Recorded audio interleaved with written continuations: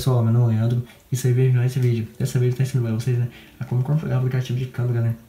Nossa configuração do aparelho aqui é muito simples. Você vai vir aqui em configurações, depois você vai rolar para baixo, vai vir aqui em apps, depois configurações de apps do sistema, depois você vai vir aqui em configurações da câmera, e aqui eu tenho diversas opções para você alterar.